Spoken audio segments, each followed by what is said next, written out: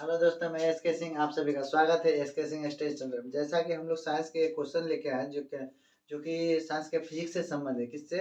Physics से। इसमें क्या कहा जाता है कि यदि फिजिक्स में कहा जाता है कि फिजिक्स में क्या, जब किसी श्वेत प्रकाश को प्रिज्म से गुजारा जाता है तो उसमें वर्णपट या किस चीज का निर्माण होता है, 7 रंगों में बट जाते हैं, उसको कहते हैं क्या, वर्ण विक्षेपण। मतलब उस घटना को प्रस्तुत करने के लिए कहता है। प्रिज्म क्या है? प्रिज्म से संबंधित बात है। उसके बाद आप डिसाइड करना है कि प्रिज्म से संबंधित ये जो सूर्य का प्रकाश को जो गुजारा जाता है क्या प्रभाव पड़ता है। तो देखिए, हम लोग अच्छा से इसको चित्र के अनुसार देख लेते हैं ताकि एग्जाम में बहुत आने का बहुत चांस रहता है। इसीलिए हम लोग कहते हैं वीवीआई क्वेश्चन, इसको देख लेते हैं।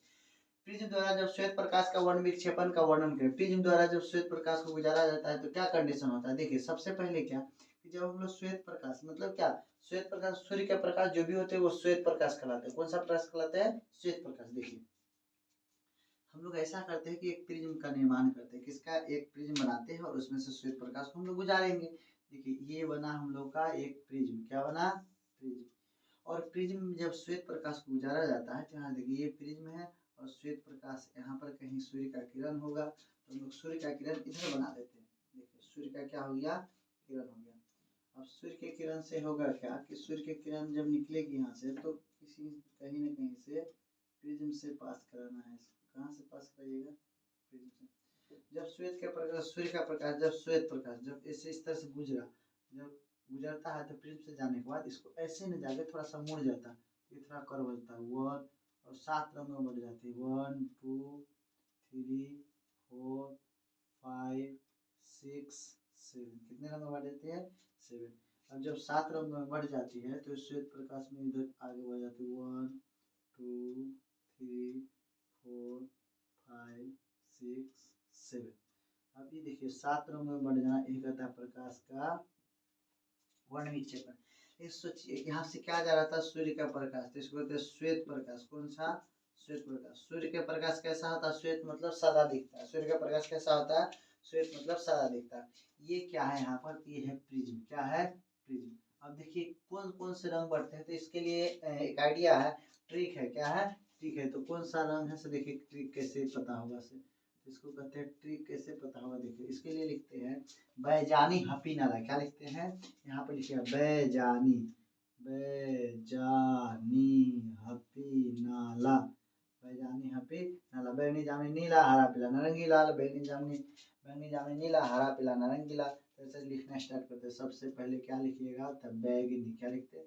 बैगनी। उसके बाद क्या लिखिएगा? जामुनी। क्या लिखिएगा? जामुनी। उसके बाद क्या लिखिएगा? नीला। क्या लिखिएगा? नीला। उसके बाद क्या लिखिएगा? तो हरा। उसके बाद क्या लिखिएगा? तो पीला। उसके बाद क्या लिखिएगा? तो नारंगी। क्या लिखिएगा? पीला के बाद हरा लिखिएगा, हरा के बाद लिखिएगा पीला, पीला के बाद लिखिएगा क्या? नीला, नीला के बाद लिखिएगा क्या?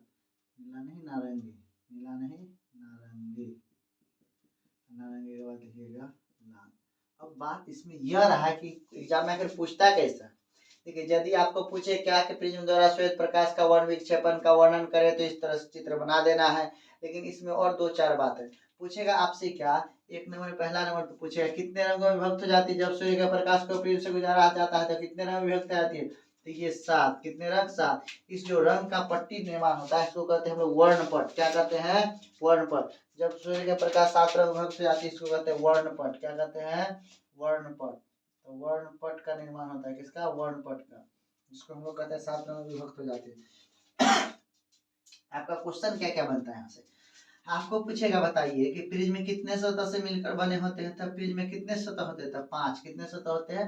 5। ये प्रिज्म हम लोग को लग रहा है कि तीन तरह से सतह है, लेकिन इससे 5 सतह होते हैं। कितने?